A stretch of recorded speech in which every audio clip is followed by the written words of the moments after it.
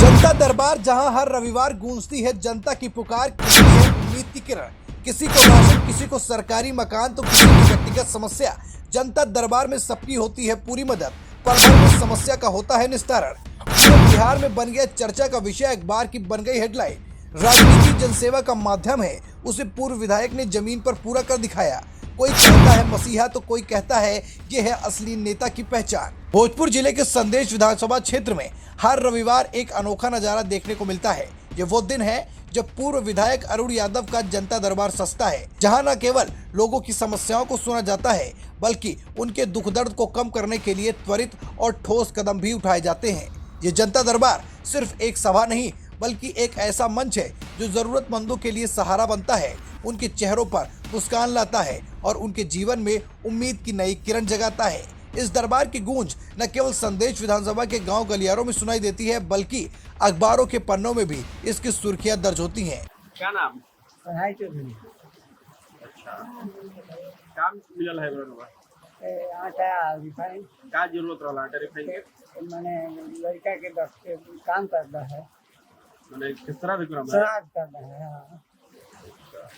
तो कैसे यहाँ पे आपको पहले से उम्मीद था कि यहाँ पे आने पे मिल जाएगा? हाँ, आशा था कि मिल जाएगा।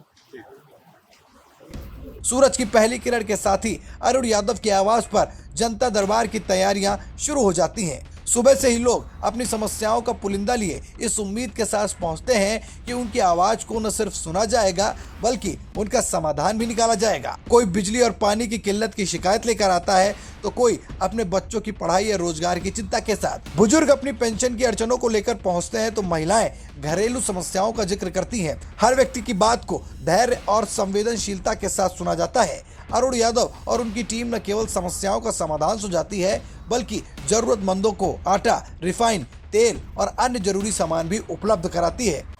क्या समस्या था, किस लिए आए थे आप यहाँ पे? मेरा जिद कर गई थी, इसीलिए आया था। मेरा जिद कर गई है, वही सामान लेने के लिए आया हूँ। क्या मिला आपको?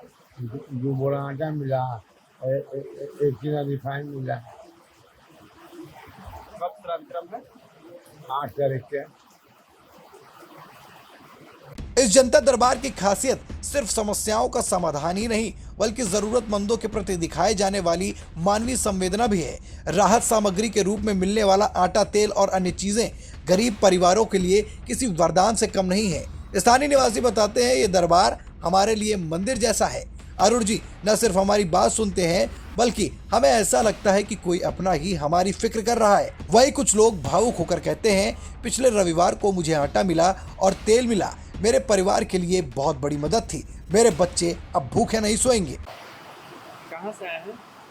बिहारी से बिहारी किस विधानसभा में घर पड़ता है? है किस विधानसभा में? संदेश में। किस लिए आए थे यहाँ पे? तो हमारा है राशन खाते, क्या क्या मिला आपको? आटा, रिफाइन।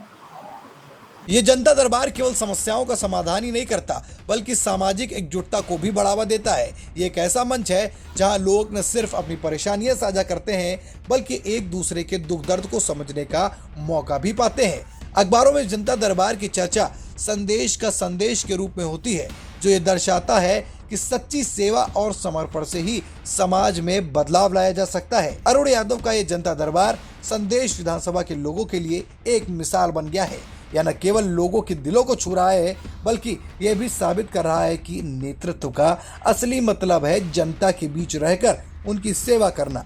इस दरबार ने दिखा दिया है कि जब दिल से दिल की बात सुनी जाए, तो हर समस्या का हल निकल ही जाता है। हर रविवार को सजने वाला ये दरबार न सिर्फ समस्याओं का समाधान है, बल्कि एक ऐसी मिसाल है जो दूसरों को भी जनसेवा के लिए प्रेरित करती है।